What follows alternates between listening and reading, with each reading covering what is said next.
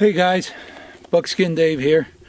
Actually, I'm going to be Buckshot Dave today because that's what we're going to talk about is the defensive shotgun and some of the things to think about if you choose to have a shotgun for your home defense or something like that.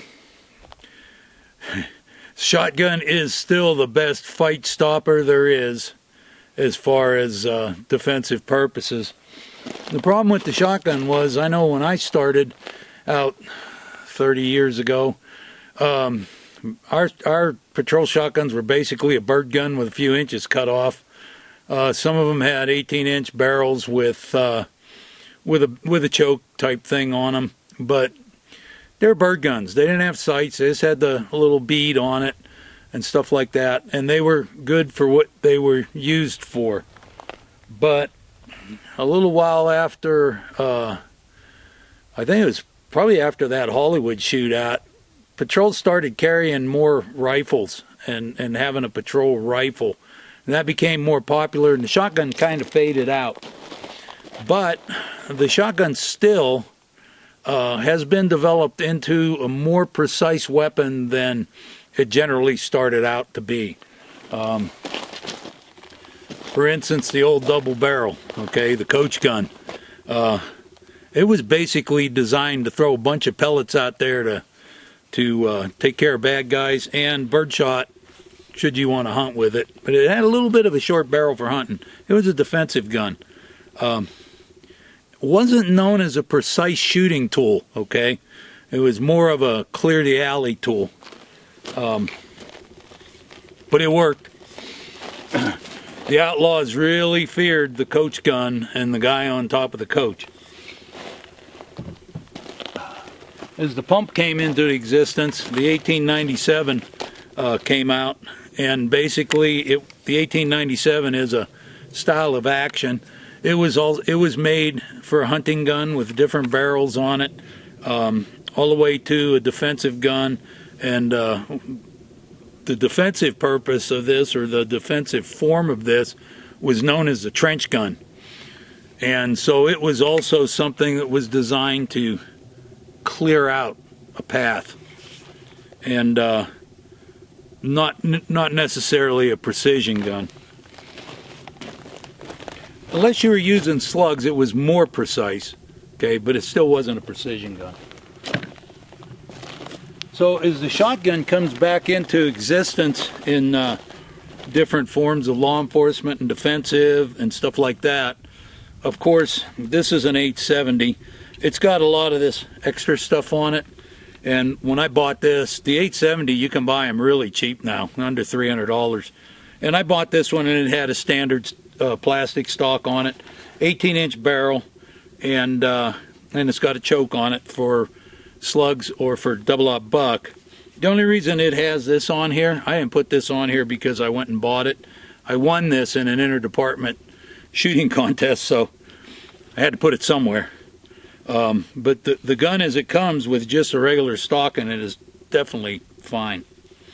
The other thing that has improved for precision is the ammo. Well, two things. One, the defensive shotgun that would be more precise. This one is fitted with scattergun technology sights. It has a ghost ring type sight in the back and a really pronounced front sight, giving you a better aim. A better aim means more precision. That, coupled with shot shells,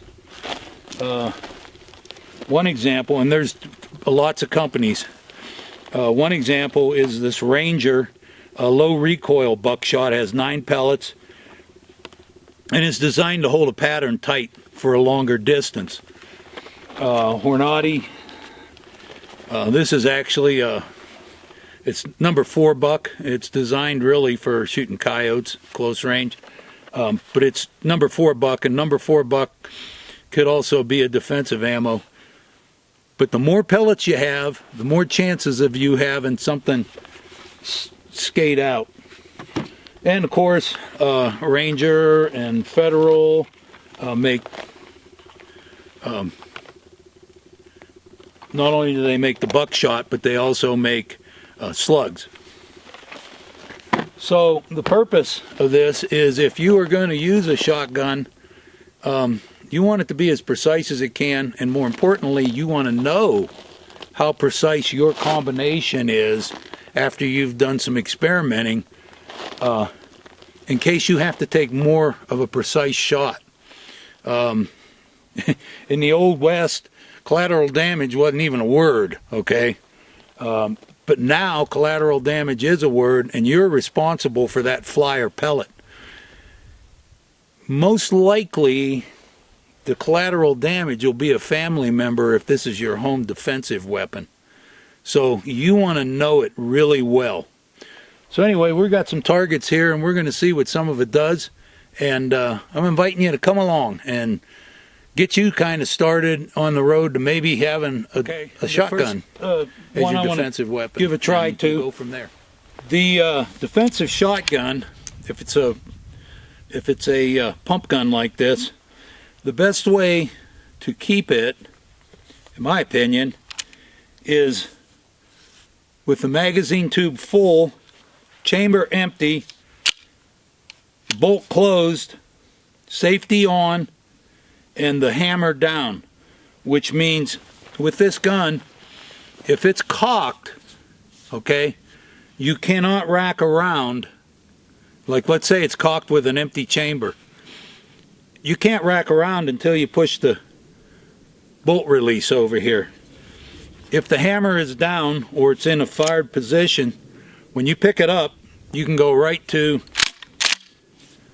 ready to go, and your safety's on. You just have to release the safety.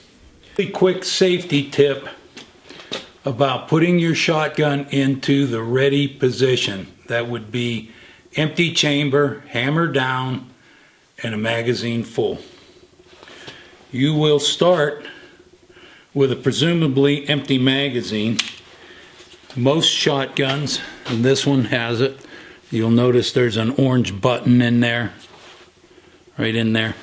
Okay, that's the follower, and it's orange, so you can see that there's nothing in the magazine.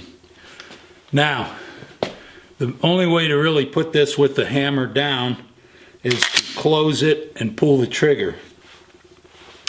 The reason why you want to have it with the hammer down or pull the trigger is right now it's got an empty chamber, but I can't open it unless I push bolt release, okay? Well, in a hurried situation, I don't want to push the bolt release. I just want to rack the gun and go. So, look. You don't see around in the chamber. Feel and push your finger up in that chamber. No round in the chamber. Look again. Close it. And let the hammer down.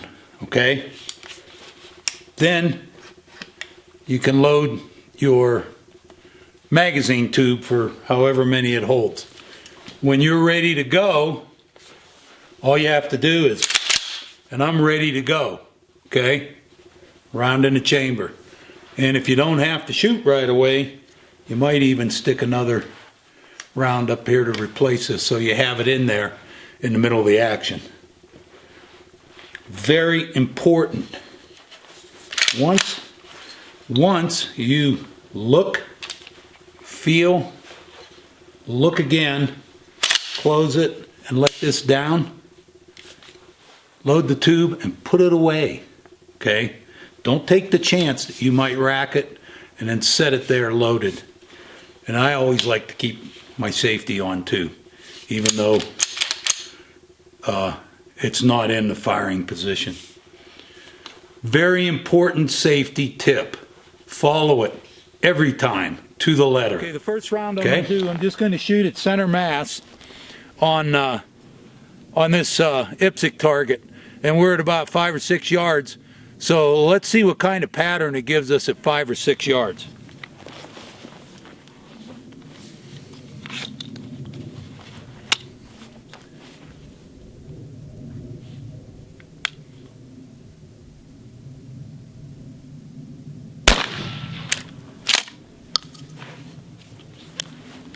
Okay,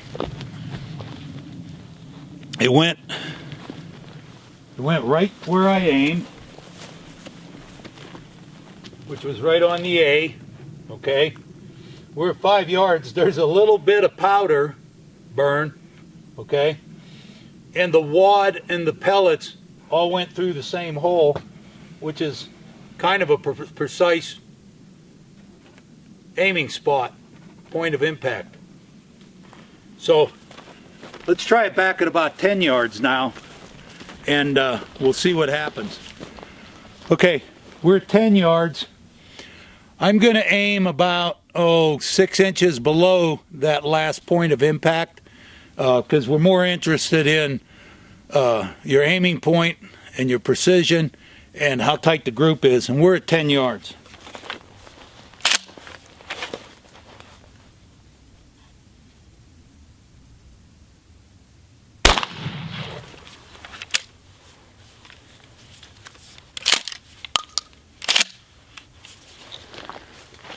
Okay, let's go up and look at it. You're going to notice it's a whole different ball game at 10 yards with this gun. Okay, so our point of aim was right. Okay, it went right where I aimed. This is most likely the wad that made this big hole. And let's see, there's 9 pellets in here, so 1, 2, 3, 4, 5, 6, 7, 8, and probably number 9 went through the same hole as the wad. You're talking about probably a 4-inch group at 10 yards. There's probably a better combination that you'll be able to go back, but the point is, whatever you have, you need to know this. Because if you have to take a 10-yard shot, I don't know if you could see that in the camera, but if you have to take a 10-yard shot where there's a friendly close by, 10 yards, you're going to have to make sure you make up for that big pattern. So let's try 10 yards with a hostage target in front, see what happens. A hostage being held, it's probably one of your family members if this is a home defensive situation. And you got to figure out what you're going to do at 10 yards and what your combination is good at that range also. I would say I have more headshot opportunity here than I do body shot. So let's see what would happen if I made that decision.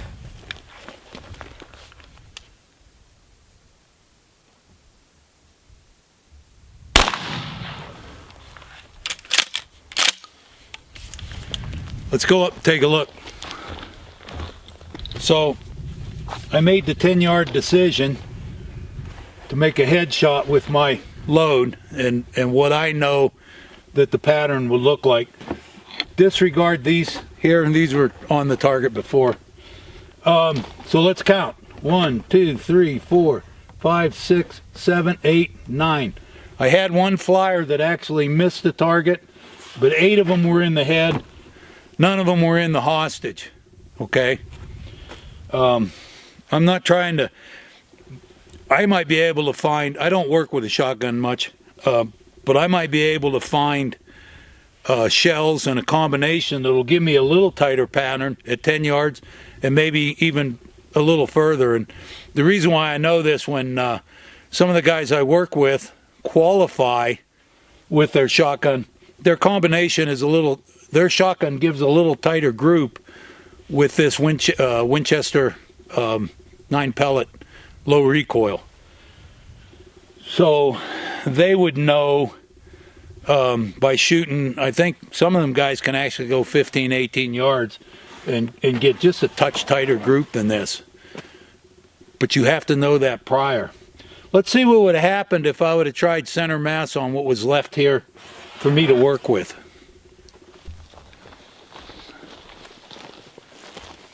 Okay, now we're going to try that 10-yard shot with the little bit of center mass that I have to work with on the bad guy.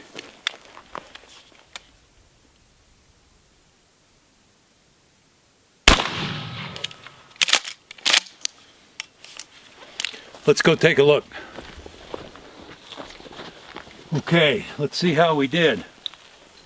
So we have, this is my group right here. Like I say, these two are 45 holes. They're a little bigger. So I have a group right here that's it's about 1.5 inches away from the hostage. Let's count them. 1, 2, 3, 4, 5, 6, 7, 8. Okay, there's one missing. It's not there. Most likely it either went over top of his shoulder or it went through in with the wad. The pattern's the same, size-wise. So I would be hesitant to make a very precise shot or anything more precise than that with this combination past 10 yards. And I'd want to actually be a little closer. Anyway, let's try a couple slugs. Okay, we're going to use these Ranger slugs. Winchester Ranger ammo, low recoil. And we'll just take a shot. I'm going to start at 10 yards because the slug doesn't have any pellets that you have to worry about for collateral damage. With the slug, you have to know how accurate your shotgun is at the distances that you might shoot. I would want my slug to be good at least to 20 yards and further if necessary, or not necessarily necessary, but further if you think that you want to have the gun for that. So let's see at 10 yards how well it does on center mass.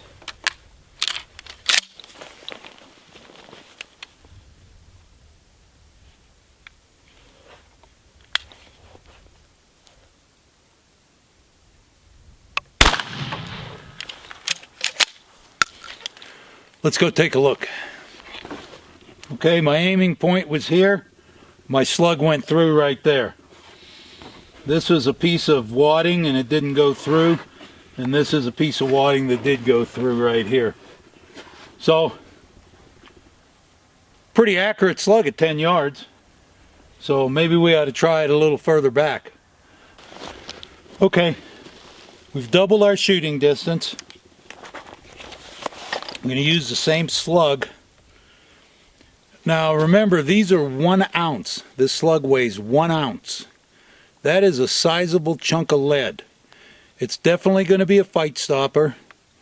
However, it also has the potential for over-penetration through your intended target and maybe any targets that are possibly behind your intended target, or walls or stuff like that, walls in between rooms or something. So something to consider. But let's see if we can hit our target. We'll go with that first. I'm going to use the same aiming point.